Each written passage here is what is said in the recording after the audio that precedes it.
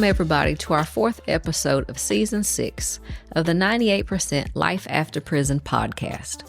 Our podcast is dedicated to the roughly 18,000 incarcerated people who are released back into our communities each year, often starting over with little more than the clothes on their backs. I'm April Barber Scales. And I'm Judy Van Wyk.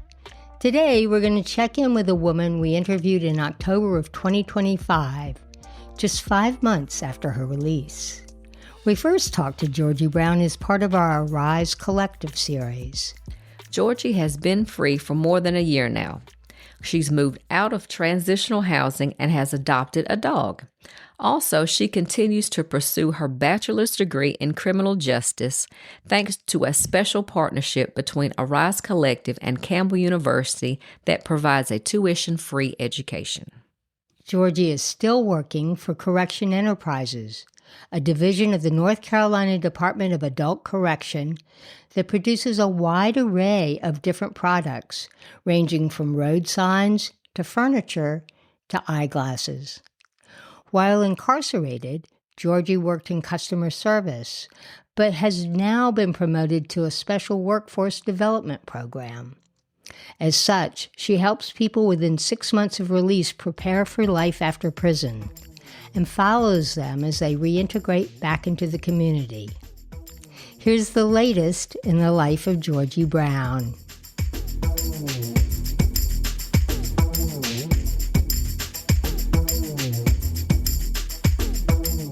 Jorgie, it is so good to see you again. The last time we spoke, you were living in a transition house, and it was sponsored by Arise Collective, that wonderful organization for women in transition. Yes. And you had only been out for, I think, about 5 months. Yes, I got out last May. May 25. Okay. Yeah. Tell me what's going on now. Oh, goodness. So much has happened in the last year. So I'm still with Arise Collective, but I'm non-residential. So I still get case management with them. So it's just like once a month, a Zoom meeting, just to kind of check in, see how things are going, because I'm in the RHEI program with them, which is me going to school for at Campbell University. It's the Reentry Higher Education Initiative. Yes. So I go to school at Campbell. They pay for everything. And I get a little bit of money for food and rent. And yeah, it's incredible. It's incredible to get this opportunity to finish my degree. You know, before I went to prison, I had $20,000 in student debt. And I thought, I'm never going to finish. I'm just never going to finish. And now I get to finish. So it's really a great opportunity. And so I've continued to take that advantage of that opportunity. But I moved out. I got off parole. That was the first thing. So finished parole successfully. And then I decided it was time to move, get more independent. So I moved to Wake Forest. I rent a room. You know, it's not like I have my own place, but I have my own space. And I love living there. Yeah, it's nice. It's quiet. Wake Forest my mom said, she looked it up, and it's the second lowest crime rate in the state. We have a little dog, and he brings a lot of joy to both me and my roommate. And we just have a nice little life.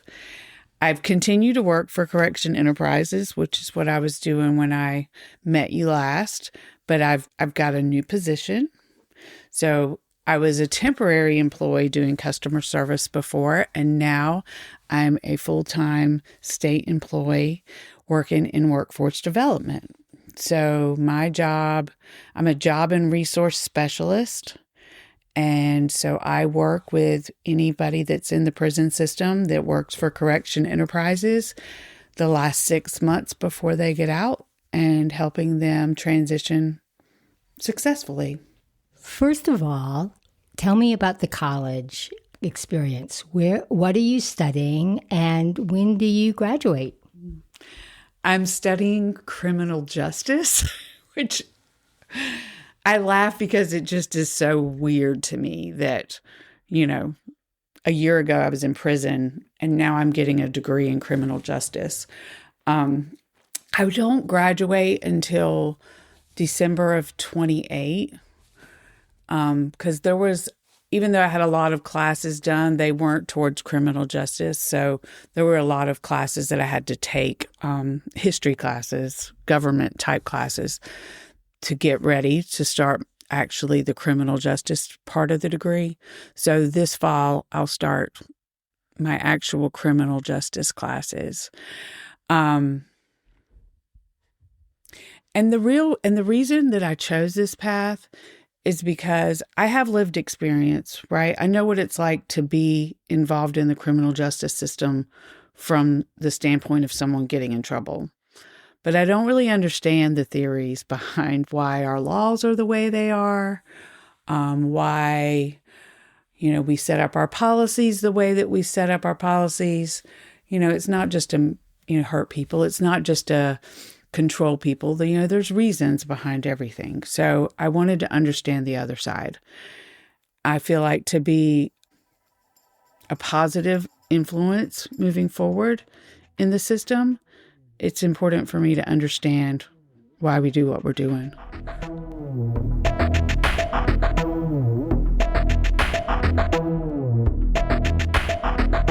We're going to just back up just a moment because I'm not sure that anybody in our audience knows what Correction Enterprises is. Oh, yeah. So Correction Enterprises is an agency under the umbrella of the North Carolina Department of Adult Correction. And we oversee all the prison industry within the state of North Carolina. So we have different plants at different prison locations where people inside can work and learn marketable job skills. So it's like our mission is that we teach real world job skills to people that are incarcerated. So when they get ready to transition back to society, they have some skills that can transfer into a real job when they get out. And so we have the TAG plant at the North Carolina Correctional Institute for Women. We have 5 sewing plants, and at the sewing plants, they make all of the clothing for the people that are inside as well as the officers. We have a sign plant where we make all the road signs for all the state of North Carolina. So all of the products that we produce in the plants is then utilized by the state of North Carolina. So we save the state money, and we also provide quality products to all of the state agencies, as well as city, county, and local governments. And these skills that these people are learning, it's tremendous. It's really tremendous. There are critics that would say that really these plants are a way to get cheap labor and that these people are not paid well and they're being exploited. So, first I'll talk about what it's done for me personally. So I went to prison.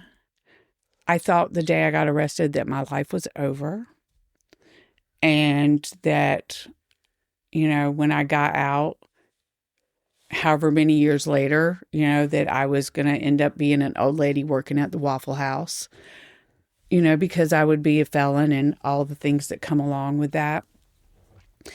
And when I started, the first job that I had when I got to prison was at the sewing plant at the North Carolina Correctional Institute for Women. And what I got there was being treated like any other employee at any other job I've ever had. I was treated with dignity, respect. It gave me a place to go every day that had air conditioning. And I started building some self-worth again. I started finding that I had skills, that there were things about me that were important and that I could contribute something to society.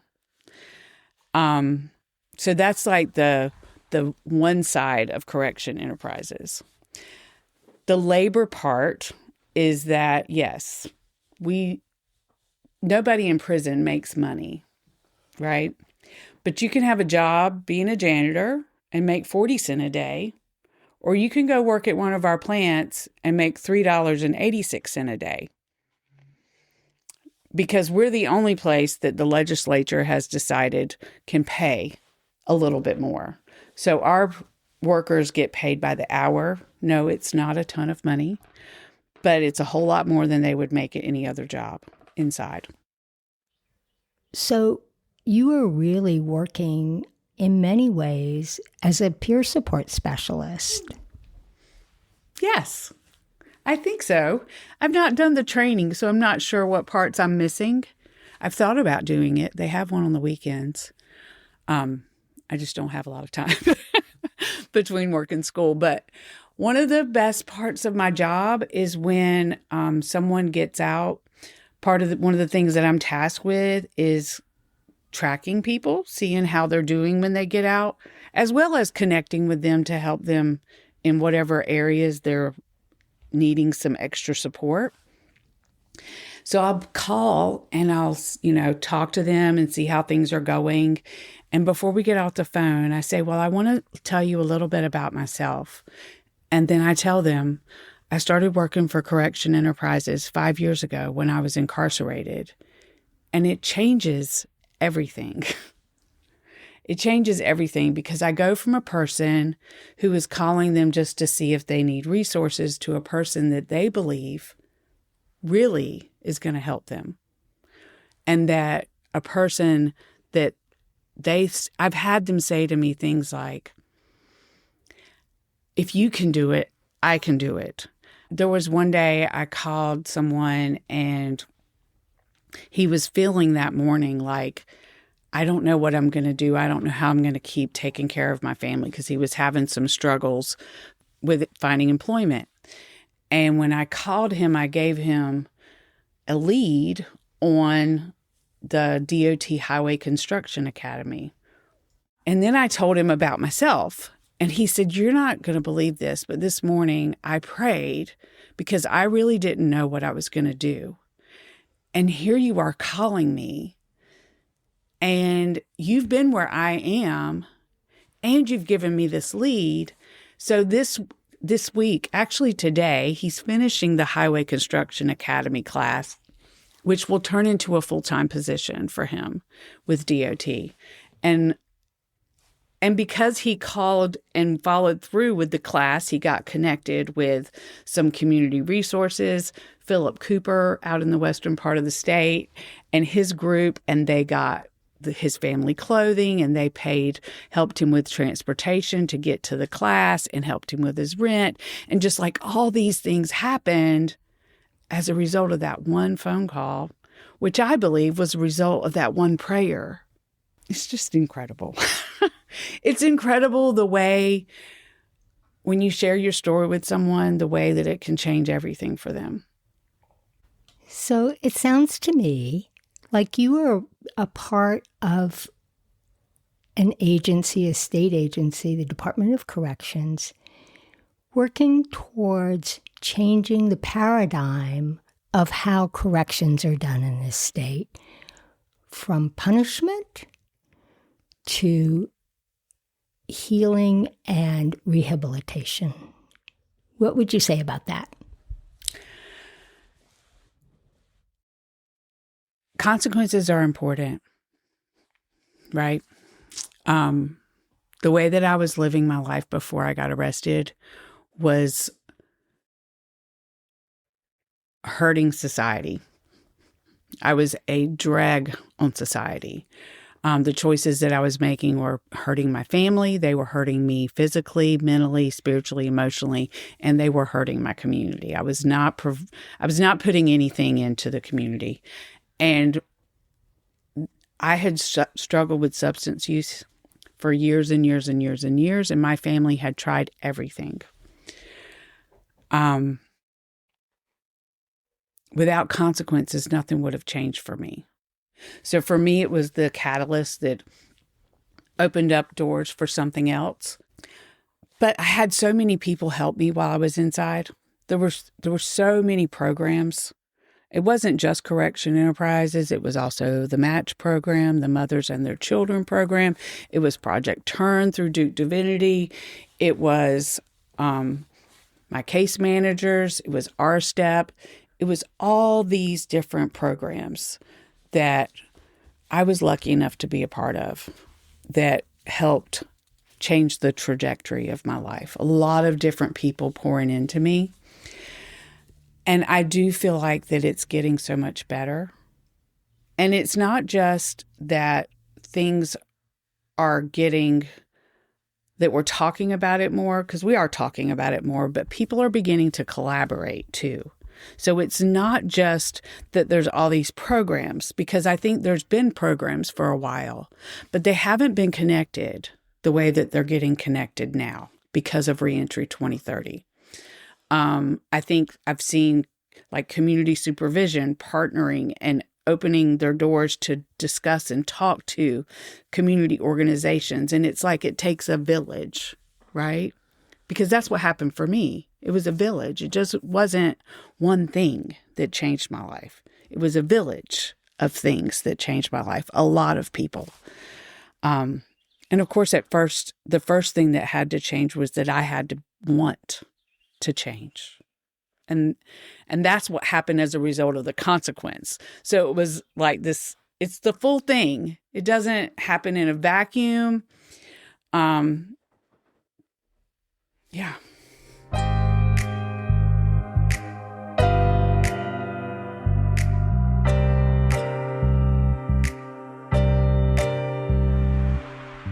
When we last spoke, you talked about the trauma of prison also, and how that haunted you. It has a name, post-incarceration syndrome. Does prison still haunt you? It does. It's something I'm actively pursuing ways to heal. I go to therapy. I talk about it. One of the things that heals me today, and this is just personally, is the work that I do. Because when I make those phone calls, sometimes what we talk about is how hard it is and how overwhelming it is. And I'm able to share with someone on the other end of the line that I've been there and it's going to get a little bit better. And nobody expects you to get this all in one day. And that's kind of one of the big things that heals me. It's still really overwhelming. The world is really overwhelming. I don't watch TV because of the way that the day room in prison really stressed me out. It didn't feel like a safe place. It was really loud. It was a lot of things going on, people talking and the TV going, and it just was too much for me. So I still get that feeling when I sit down and watch TV. And so I have a hard time doing it. So I don't watch TV. I don't go to a lot of restaurants. I don't shop in stores. I do most of my shopping online. Are there times I have to go in a store? Yes. And I have to make sure that I'm in the right state of mind to go. I try to pick times of the day when it's not going to be as busy because it's just really overwhelming. And I read a book recently. It was a book written by our regional director of chaplaincy, Dr. Sarah Job. And in the book, she has a line that says, "The violence of the mundane." And I felt like that, it was like the first time that I had words for what's so traumatizing about prison. It just is. right? You're behind a fence. There's a lot of noise. It's not even that it's all the time so violent. It's the times of the day that you can only do this and you can only do that, and everything's very controlled. And then you're expected to come out and just live in the world again. And it's really difficult. It's really a challenge.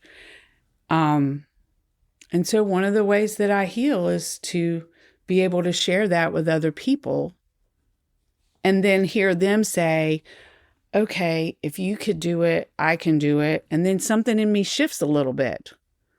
And I get some hope for myself that I can keep doing it.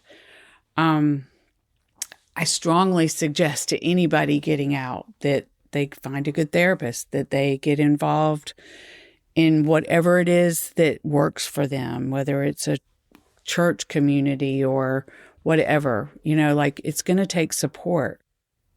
Is there anything else you would like to add? Anything that I neglected to ask you? I don't know. We've talked about a lot, haven't we? I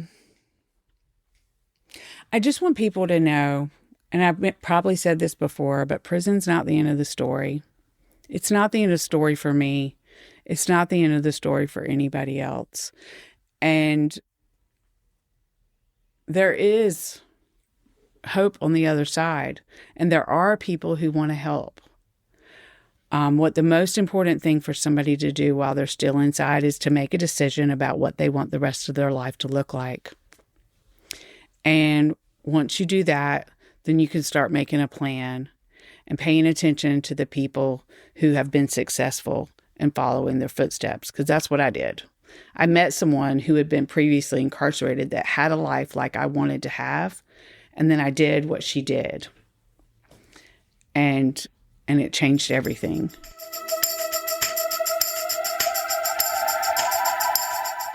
It's interesting how Jorgie speaks of prison being a catalyst that not only helped her get clean, but also set her on a path towards recovering her self-esteem. I've spoken to a number of people who've been nearly destroyed by their substance abuse and who say that prison saved their life. What do you think about what Jorgie had to say about her time in prison? Jorgie did spend her time productively. I did meet her briefly before my release. And let's see, the fact that she said that prison saved her is probably appropriate, because a lot of people are running amok on the outside with their substance use and other challenges, and often they're running away from themselves. And prison is the only way that they can be with themselves and be able to focus on themselves and heal properly. I think that's a really interesting observation, because, I see that too, that it does force you to confront yourself. Not everybody who is inside will do that work, but those that do usually come out much stronger. Yes. And Jorgie is clearly doing very well. And I think it's exciting, the work she's doing with Correction Enterprises. For me, it demonstrates the positive changes that are happening, at least in one corner of the prison system. At the same time, Jorgie's really had to struggle with the trauma she experienced inside. April, any thoughts about what she had to say about post-incarceration syndrome? It affects everyone differently. It's good that she's been very open about her challenges, as well as some of the other people that have talked about it. I've mentioned like the weird stuff that I do sometimes too. And, it's important to acknowledge where it came from and use it as a learning opportunity to help others. Absolutely. And the more you can identify it, I think the more you can deal with it. Yeah. And the way you can heal from it. Yeah. Absolutely.